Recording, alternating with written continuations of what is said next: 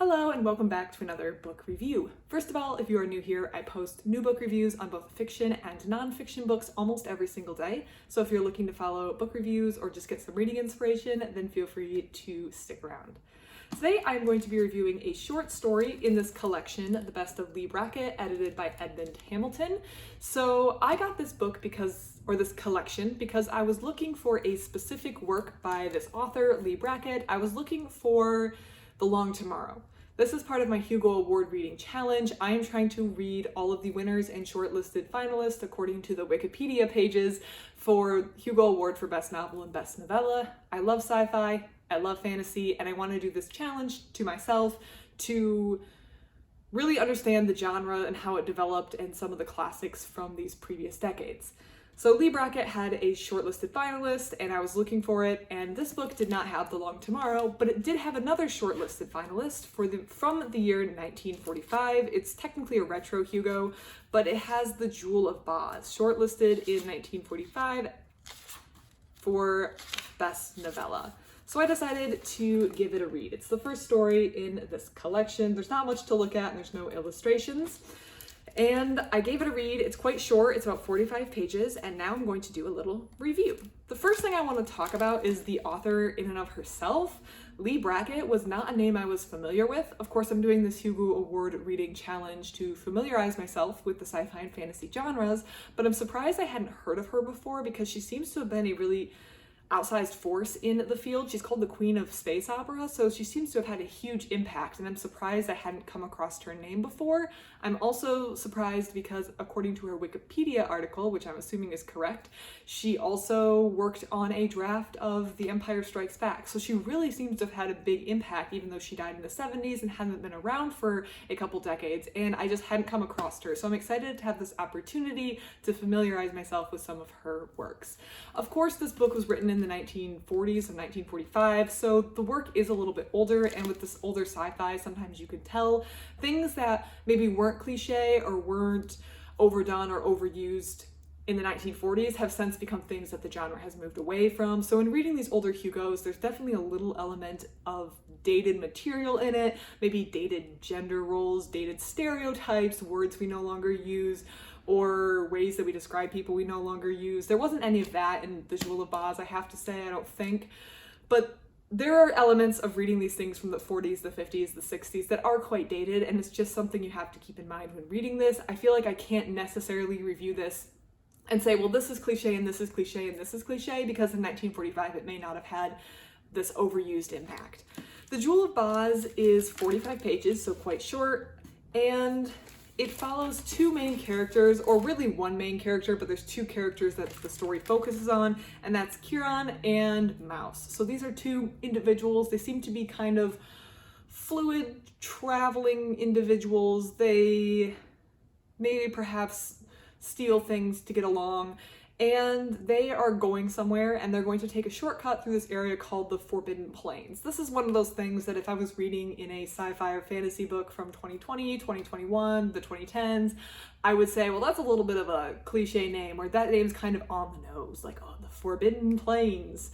It sounds a little bit too on the nose, if you know what I mean. But I feel like for 1945, I was gonna let that slide. They are going to try to take this shortcut through the Forbidden Plains, which has a lot of mythology associated with it. Kieran is some sort of bard-like person. He does a lot of singing and remembering of myths and legends, and this world that they live on, which it's implied is not Earth, it's actually more than implied, this is not Earth. They remember that they came from somewhere else, and these are myths and legends. There's myths and legends that they were brought here using a powerful crystal, and there's an individual who had some androids and lots of followers, and he brought them here, and he's all the way over there in a mountain, and there's this Forbidden Plains that no one can go through, but they're going to go through it. Long story short, they get captured while they're too close to these Forbidden Plains, and things kind of kick off, and they start to unravel how much of that story of how they got here on this planet, which is later revealed to be Pluto, I believe. It says it's the 10th planet from the sun, so doing a little counting, that gets you to Pluto. They're starting to unravel what is myth, what is legend, and what was the truth of how they came to where they're supposed to be, and what happened to all these people from the myths and legends. Did they actually exist? And if those people do exist, what are they doing now? What's happening? All of that stuff.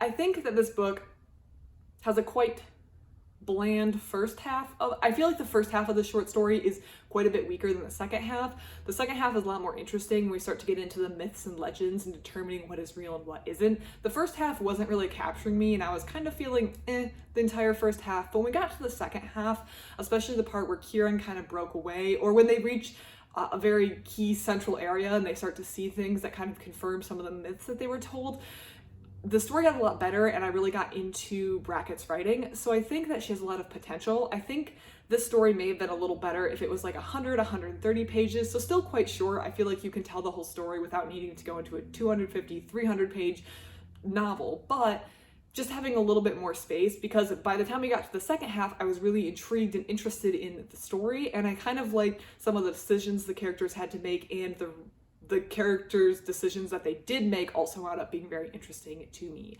I definitely enjoyed this book, especially the second half. I kind of got to see, okay, there's aspects of the story that I do enjoy, and I would definitely read something by her again. Again, I'm letting a lot of stuff slide in this story that I'm not going to call out as like cliche. The Forbidden Plains is one of them. That's kind of, that name is kind of on the nose, but I'm trying to remember that this was from 1940s when this genre wasn't quite as developed or didn't have quite as many books written in it. So things that maybe are overdone now, or that I would kind of roll my eyes at now, I'm kind of letting slide in this book, but I can see her skill, and I like the way that she describes things, and I like the second half of the story. So I'm definitely willing to read more by her. I'm going to have to. I have a hold on The Long Tomorrow, so I will be picking that up from the library when it arrives.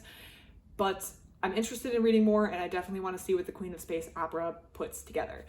I might read something else from this collection before I return it to the library, and even if I do return it to the library, because it might be due in like a week or so, I might check it back out and read some more. There's a lot of short stories in here, so they're definitely the kind that you can blast through in an evening. I read this like in one sitting, just sitting in my reading chair before bed, having a little hot chocolate because it's cold in fall. So if you're looking for some quick sci-fi stories, maybe check this out if anything I said sounds interesting, or if you're curious or intrigued as to what the Queen of Space opera has to write about.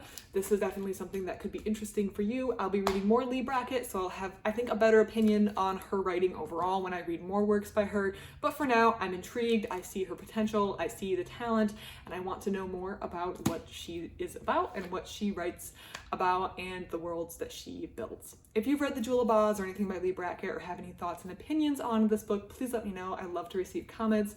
Also, I take suggestions. I love getting suggestions on books to read next. So if you have any suggestions that you would like to suggest to me, please leave them in the comments below. I love to receive them. Otherwise, thank you so much for watching, and I hope you have a great rest of your day.